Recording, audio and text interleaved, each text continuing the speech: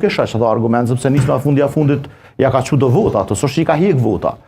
Kështu që unë nuk e shoh veç nismën të rrezikume, nuk tham sigur që se ka lënë, po shoh të rrezikume, unë shoh të rrezikume dhe aleancën realisht. Për këto arsyet që i tash edhe prom po i tham edhe sot, sepse këtu polarizimi dal ka dal po bëhen subjekte të mëdha edhe njerëz kanë me votu o VV-n o PDK-n edhe një pjesë LDK-n, domethënë sepse qëllimi këtu është lufta. Ata e dinë që në subjekt atje i vogël edhe me fitu edhe unë qa mendoj që e forcon këtë është edhe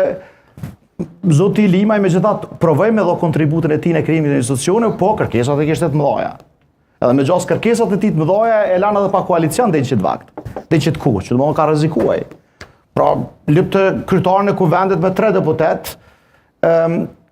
kjo i ka kushtu dhe po do me i kushtu me gjas kërkesat për ka pak të mëdha, tash dëgjam, na me gjithë respektin për figurat e tyre, po thamë dhe njëherë që mos dalën në publik keq. Një thu të general Samil Ushtokët nuk e dhonë për kërkan, se kam temin, jam i Drenicës, jam i lumtur që jam i qati rajonit dhe sa i përket luftës që kanë bo këta njerëz dhe në pjedestal. Çështja jem të folë të qeverisjes, të qeverisja, Zoti Limaj dhe Zoti Ramësh Haradinaj e kanë provu, kanë qenë figura dominante në skenën politike në kohë gjatë, janë dalë më motë shtetarët e kanë tregu ku e kanë pavarësisht fuqinë e vetë politike. Fuqinë e vetë politike kanë tillë. Unë besoj që rrezikon nëse del vetë. Sinqerisht, sikurse edhe Zoti Rama, unë besoj që Zoti Limaj rrezikon me kalu pragun, a e ka në pragun ajo, nëse del vetë, po në hala besoj edhe sikur Zoti Rama që e kap trenin e fundit